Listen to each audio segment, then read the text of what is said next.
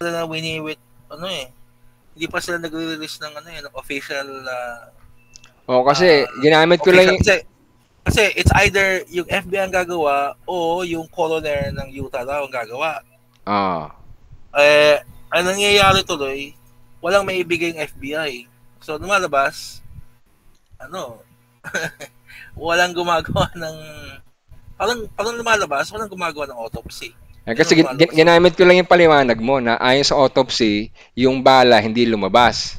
So ginagamit ko lang yung kaso lang yung pinagkuhanan kong information galing sa BBC at CNN. Kampusa naman. Kaya ingat-ingat ka sa mga mo, declaration mo kasi magkokontra tayo ng paliwanag doon sa GC, di ba?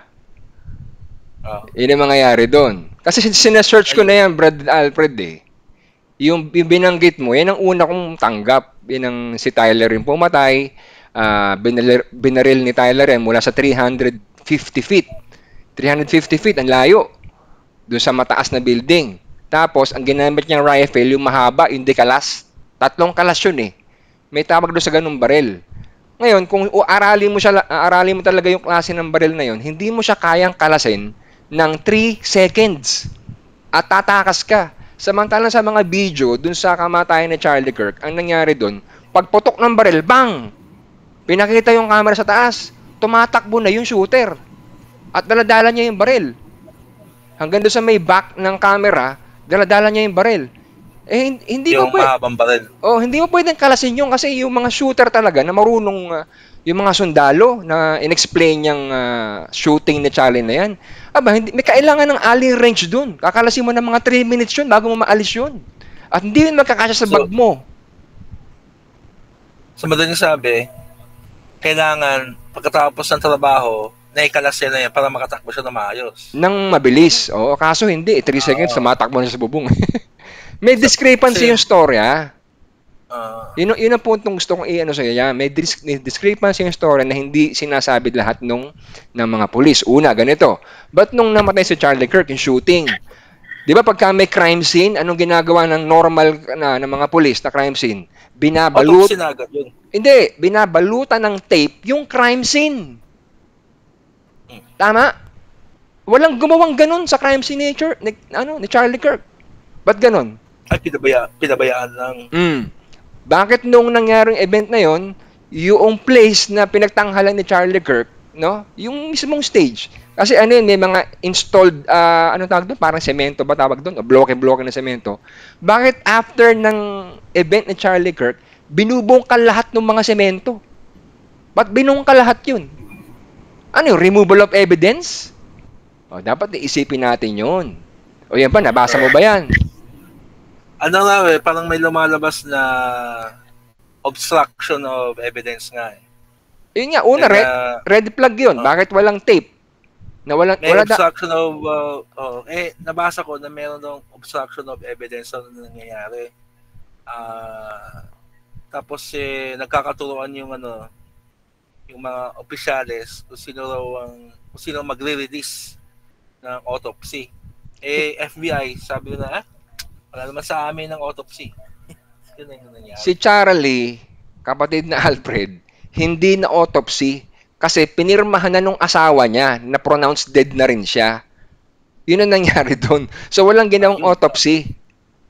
Yung balang ginamit dyan, kung makikita mo, yung 306 ba ang tawag doon, ganyang kalaki yun Alam mo yung camera ko? Malaki yun. Ang haba nun. At yan, ginaya ng barilin ng mga shooter sa Amerika, yung mga sundalo nga, yung ganong distansya, ang ginagamit na babarilin, yung mga baka, mga laman ng baka, patay na baka. Pag tinamaan yung laman ng baka, Alfred, sumasabog yung laman. Asing sasabog? Pag tinamaan yung impact sumasabog yung laman. Sa laki ba naman ng bala nun? Oo, yung kay Charlie, tundos lang Sirit yung dugo di ba? Parang tinusok lang. Questionable yun, parang punctured. Questionable yun, na hindi si Tyler ang pumatay. Ibang pumatay. Kasi, yung pag-amin niya, mabilis At saka, kung sa pag-amin niya ikaw, ang pakinggan mo, sina Candace Owens, tsaka huwag ka maniniwala sa mga busy, yung mga popular na channel, yung mga CNN, kung maniniwala dyan, kasi yan, kakampi ng mga Democrats, mga masamang reporters yan, parang ABS-CBN. Labas ka, marami mga truth dyan, makikita mo pag in-investigate mo. At yung nga ginagawa ko, in-investigate ko nga, kasi gusto kong malaman ang katotohanan tungkol sa pagkamatay ni Charlie. Lumalabas sa investigation ko, Brother Well, no? Sis Edna, Sis Jen, lumalabas sa investigation ko, hindi siya binaril ng shooter. Bakit? Yung camera kasi, nung nakaupo si Charlie ganyan, may camera sa likod. Sa likod, may camera. May nag-alis doon, huling-huli siya, inaalis niya yung camera, binababa niya, inaalis niya yung SD card. At yung SD card na yun, nakita ni Candace Owens, kung kilala mo si Candace Owens, para si Charlie Kirk yun, kilala niya yung nag-alis nung camera. So, kinontak pa niya sa phone, kilala ko yan. Ito, kinontak niya. Sabi, wag mo nang ibigay sa akin yung SIM card. Ipakita mo na sa akin yung play nung yung shoot doon sa likod ni Charlie Kirk. Lumalabas, walang tumagos na bala doon sa likod. At wala ring sugat dito sa batok. Wala ring sugat. So, walang bumaril sa likod ni Charlie. Walang bumaril sa harap ni Charlie. Wala. Mapapaisip ka ngayon, ba't inamin ni Tyler? Di ba? Na si Tyler, after ng shooting, no? After niya mabaril si Charlie Kirk, no? Mga ilang hours, nagpupunta ng McDonald's, naghahanap ng kanyang merienda. Kitang-kita yung mukha niya. Ba't ganun? Ibang behavior eh. Marami mga nag-i-investigate na eh. Na very unusual, very mali yung proceedings dun sa kamatayan ni Charlie. Walang autopsy. Bakit walang tape? Ba't kinukuha yung mga evidence? Ang daming red flag eh.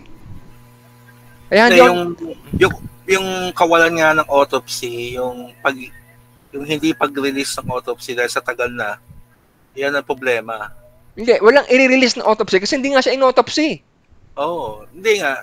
Wala lang ang ilalabas na nga eh. Kasi dahil sa nangyari, ano na lang yun? It's either may magrereklamo or tatanggapin na lang. Meron ganung na-capture na recording, hanapin mo yun. Sinasabi ng doktor doon, there's no autopsy done. Voice recording yun, na-capture. Yun. Kaya hindi si Tyler ang pumatay. Malamang. Stage yan, stage. Kaya sana nga, buhay pa si Charlie Kirk. Hindi, nagtago na lang siya, parang si Elvis. So, may posibilidad na buhay pa siya?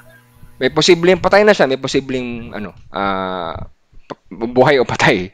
Kasi yung sinabi nung Patel, kung nanonood ka ba, kung sinusubaybayan mo yan, no? Kasi nga, wala nang autopsy. So parang, saan yung bangkay, di ba? Hindi nga pinakita yung mukha eh. Nasa burol eh. Oh. Ang pinakita lang yung kamay eh. Di ba? Yung kamay. Yung kamay, lumalabas, puppet eh.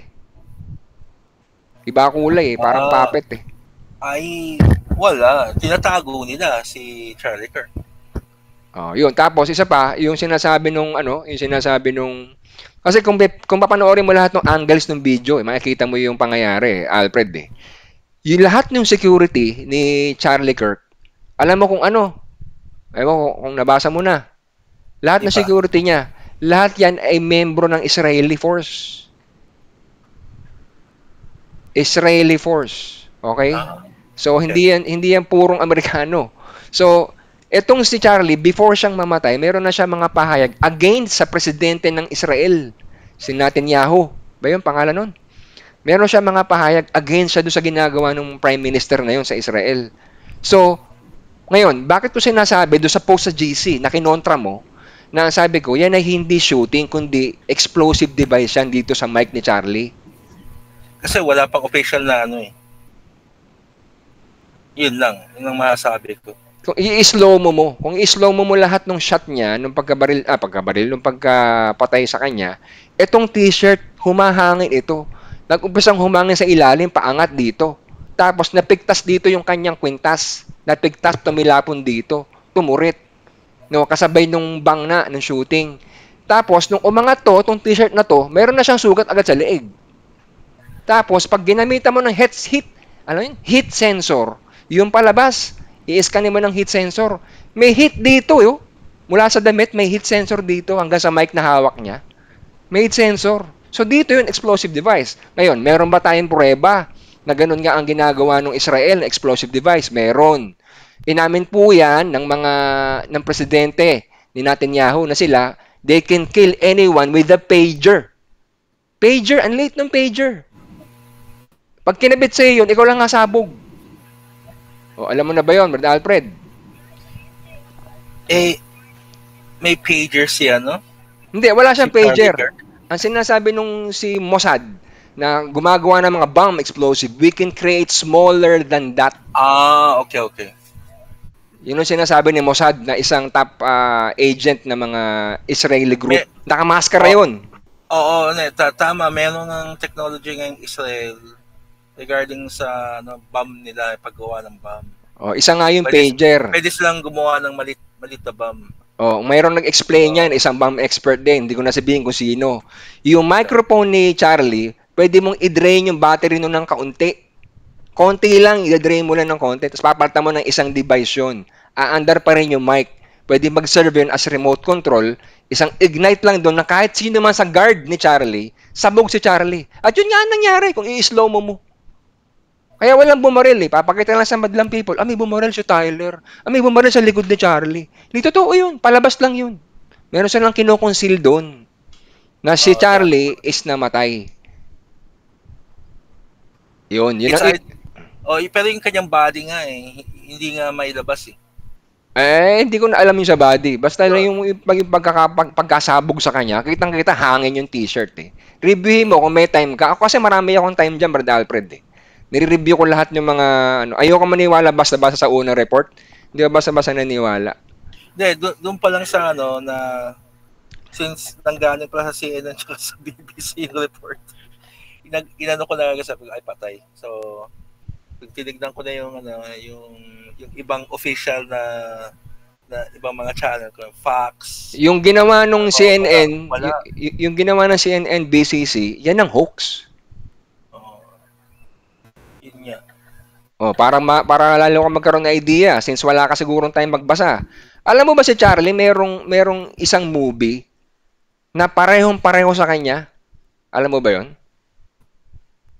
Movie? Oo. Yung nangyari sa kanya ngayon? Oo. Ito nakaraan?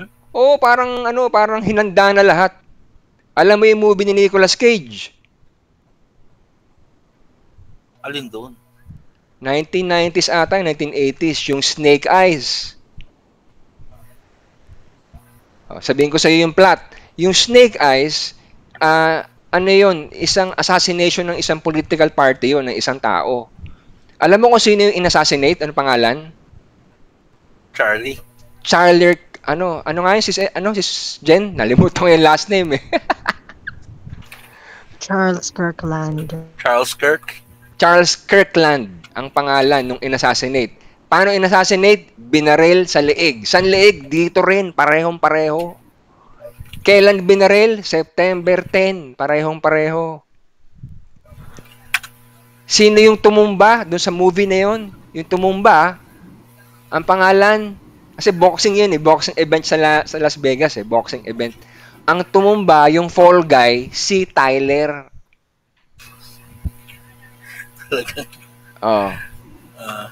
Magkano nga? Nakakagulat. Okay. Kaya dun sa yung Snake Eyes, meron dun hanapin ko nga. Meron subtitle yun eh. Meron yung subtitle na Snake Eyes. Meron siyang ilalim na subtitle. Hanapin ko na sandali. Illusion siya lumalabas. Illusion. Ito. Makikita mo yung ilalim niyan eh. Bumagal pa yung internet ko. Ano nakalagay dun? Ayan, no? Believe everything except your eyes. Tapos, pansinin mo yung kamay ni Nicolas Cage. Yan ang posisyon ng kamay ni Charlie. Pagka nagtatanungan portion. Ganyan ang posisyon niya. Ang daming similarity. Nakakagulat. Tapos, nung panahon na yan, yung movie, nung ginawa nila yung movie, sa plot ng movie, merong storm dyan. May storm sa movie. Alam mo pangalan ng storm? Or hurricane? Ang pangalan nun ay Jezebel. Jezebel. Nung nangyaring event doon sa boxing nga, na assassinate yung political person, si Charlie something. Would you believe na si Charlie, totoong Charlie ngayon natin, yung namatay? Before siyang ma-assassinate, mayroong grupo din na witchcraft, ang pangalan Jezebel, nagdadasal siyang mamatay na siya. Jezebel din ang pangalan. Ang daming coincidence, sabi ko, anong klase to? Ano ba to? Plot ba talaga to? Sinadyang sundan to? Oh, bakit snake eyes? Bakit snake? Bakit? Kasi si Charlie, pinanganak Year of the Snake. 2025. Nakaka-overwhelm eh. Parang may isip mo, teka muna. Matagal na tong movie na to. So ano to? Pinattern lang dun? Parang ganun nga. Oh, ito ba conspiracy? Hindi. Malabas. Hindi ito basta-basta conspiracy. Pinag-aaralan mo lang yung history. Kasi history repeats itself. Medyo iniimbestigahan ko yan. Kaya ako nilaliman yung pag-aaral dyan. Even though so parang lumalabas, yung kung sino man ang gumawa o nagplano niyan, ginaya yung nasa pelikula. Ginaya as is. Pinlat na niya. Tapos titignan na lang kung paano mag-react yung mga tao. Ay, ang daming. Kung marami magagalit o wala naman, parang ganoon. Eh, yung iba, yung mga gising na, no, sa investigasyon, hindi sila naniniwala na si Tyler ang pumatay. Fall guy lang siya, parang yung sa boxing. Si Tyler, ang pangalan ng Tyler is Tyler, the Executioner. Pansinin mo yung movie na yan, panoorin mo yung mga yung doon sa loob ng movie ni Nicolas Cage, nakalagay doon, yung Tyler, yung boxingero. Tyler, the Executioner. Sabi ko, tama talaga oh. Si Tyler yung bumaril, pinapalabas lang. Kaya nga sabi, believe everything except your eyes. Ngayon, gusto mo pang isa pang trivia. Yung music video ni Erica Kirk, alam mo yun? Hindi siguro. Hindi. Merong music video si Erica Kirk, yung asawa ni Charlie Kirk. Eto, country music, no? Country music, country music. Kasama siya doon sa video as parang magshota. Hindi yung babae lang naman ang nandun.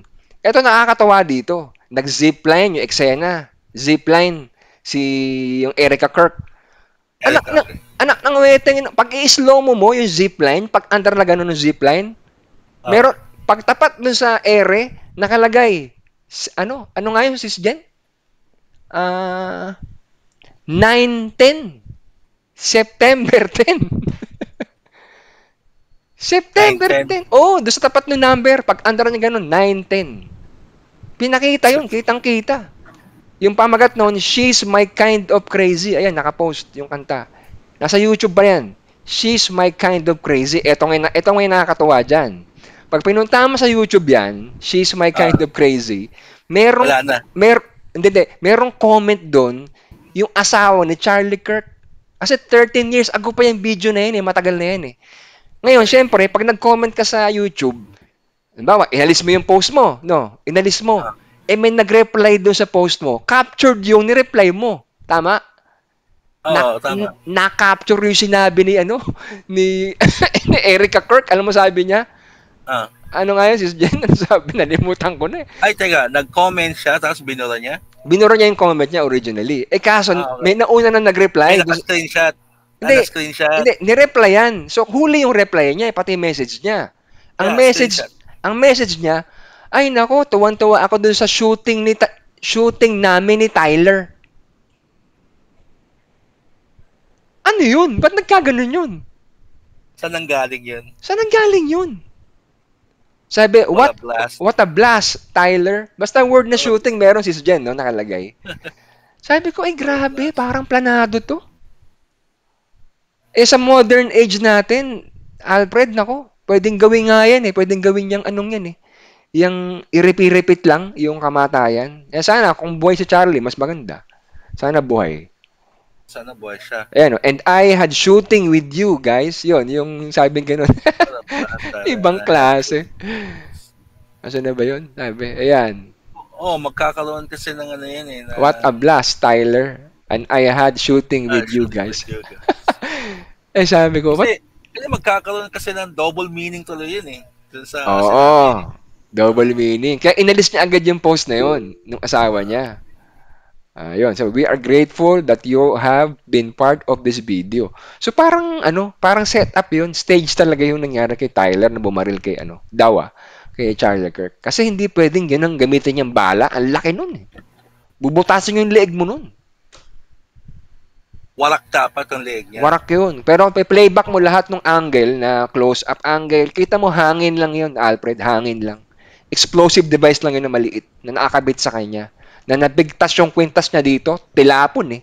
Yung kwintas niya, tumilapon eh. Kasi nahati na dito agad eh. Kung yung device mang yun, merong... Explosive nga yan. Kung merong isa pang device na nagtutusok ng leeg, ay ito yung inabot dito talaga. Ito talaga ang inabot. Yun. Yun ang storya. Kaya bago ka mag-paste ng gano'n sa GC, ingatan mo dahil nag-research ako dyan. Lumalabas, nag-aaway tayo sa ating report. Mali kasi pinagkuhanan ko ng information. Yun ang masabi ko sa'yo. Ingat ka doon. Nagulat ako, nakita ko na nanghiya CNN pa yung pinagkuhanan ka sa BBC. Ayun. Tapos naghanap ulit ako. Naghanap ako sa may Fox, MSBC, sa Australia. Lahat sila walang binabanggit na mayroong autopsy nangyari. Ngayon, ito pa yung malala. 'Di ba? Matagal na 'yan, 'di ba? Oo. Walang violent reaction na nangyayari sa bansa ng Amerika magmula nang nangyari yan eh. Oo, kasi nga, alam mo ang theory ko dyan, ito, baka sabihin mo, hoax na naman to. Ang theory ko dyan, pwede kasing, nalaman ni Trump na in danger na si Charlie Kirk. So, gumawa na sila ng drama para maalis na si Charlie Kirk sa equation kasi baka mapatay nga siya eh. Okay. Yun ang hinala ko dyan. Kaya inalis siya. Kasi nakakapagtaka, ikaw asawa ka, kamamatay lang ng asawa mo, no? Tapos ikaw na agad ng CEO nung Turning Point USA. Parang hindi ka nag-grieve. Turn over agad sa kanya. Turn over agad, parang wala na siyang, parang masaya. Parang naka-move on na siya agad. Sabi ko, there's something wrong. Tapos yung unang report na nahuli na namin ng killer. Sabi nung Indianong si Patel. Yung Indiano, kung napanood mo yun, sabi niya, our brother, Charlie, he's now dead, ganon, and see you in Valhalla. Anak ng tokwa, Valhalla, hindi naman siya Buddhist o hindi naman siya Indianong kagaya mo. Ngayon, eto kang katawa dyan. Valhalla sinabi nung Patel, no? Yung investigator. Valhalla, di ba sa yun? Sa mga... Sa Norse. Norwegian. Mga Viking yun eh. Mga Viking. Ngayon, nakakapagtaka, ba't yun ang ginamit niyang terminology? See you in Valhalla. Bakit? Kasi, may picture pala itong si Tyler, yung shooter. Nakatayo si Tyler. No? Katabi ni Tyler yung computer niya, nakabukas. Merong isang malikot ng isip, iniscan yung mapa sa screen ni Tyler. Alam mo lumabas doon? Yung mapa na yun, isang lugar, pag chinek mo yung mga lugar, mayroon doon nakalagay Valhalla Resort.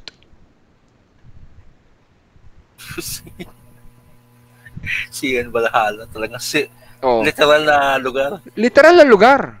So yan ba, conspiracy ba yan? Hindi. Yung mga tao, marunong lang mag-research online eh. Kaya hindi nila gagawin yung ganyan investigation ng CNN, Fox, hindi nila gagawin yan. Ang gagawa niya mga vloggers. Sabihin na natin conspiracy theorist ako, pero hindi eh.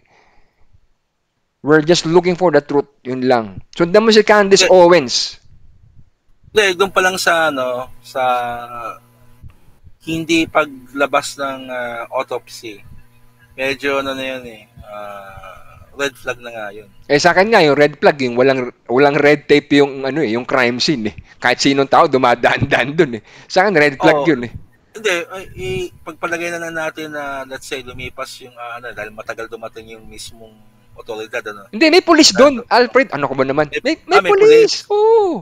Nung binuwat si Charlie doon, sumusunod yung mga ibang cameraman na may camera. Ang sabi ng police na nasa harap, "Do, stop there, stop there." Oh, police yun Automatic dapat, yun, nilagyan ng tape yung paikot nun. Oo naman. Ibig sabihin, walang nangyaring crime doon. Hindi crime scene yun. Parang movie ang nangyari. Movie, yan. Movie ang nangyari doon. Nagpatay-patayan lang sana si Charlie Kirk doon. Nagpatay-patayan lang. Tapos sa loob ng kotse, meron dami doon nakamukha niya. Inilayo siya, parang gano'n. Inilayo na siya, oo. Kasi may gumagawa, may dumoble niyan eh. Yung dito, yung mga butas dito, no? May nilalagay niya sa balat na parang deposito ng dugo. Pagka binaril dyan, bang! Tumutulo yung dugo. Pero may deposito yun, kakulay ng balat.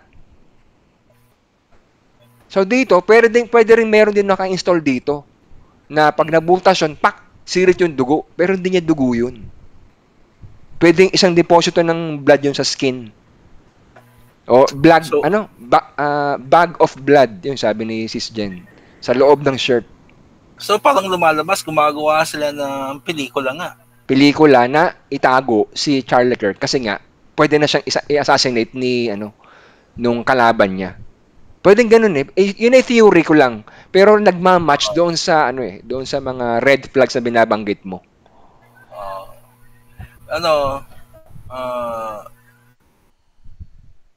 Sana buhay pa si Charlie Kirk. Kasi kung patay na. Depende sa sitwasyon. Kasi, wala nang balita eh. Kasi isa pa tahimik eh. Di ba? Hindi. Alfred, may balita. Hindi mo lang alam kung saan nahanapin. Ayun nga. May balita. Ang daming balita. Sundan mo si Candace Owens para ma-update ka sa balitang totoo. Si Candace Owens, yung negrang matapang. Close friend ni Charlie Kirk yan. Iniimbestigahan din niya yung kamatayang yan kasi ang daming red flag. Sundan mo yun, Candace Owens. Hanapin ko. Wala ako ditong Ay, alisin ko yung screenshot ko. At least may pangalan, okay na. Hanapin ko dito sa akin. Share screen. Candace Owens. Makikita mo yan si Candace Owens. Sa ano yan? Si Edna, andyan ka pa? Meron pala siya official website. Yan. Nakita mo na yung negra.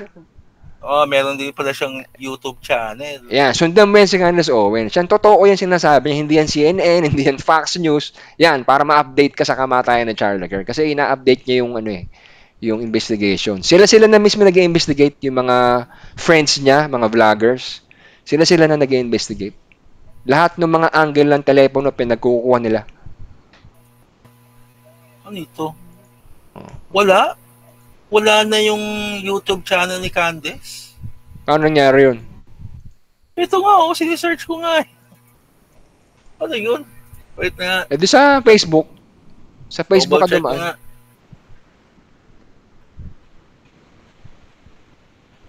Doon ka sa Facebook dumaan, wag dyan. Baka nakatago na sa YouTube. YouTube, Candace Owens.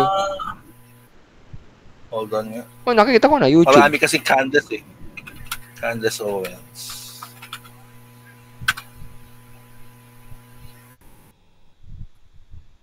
Ayun.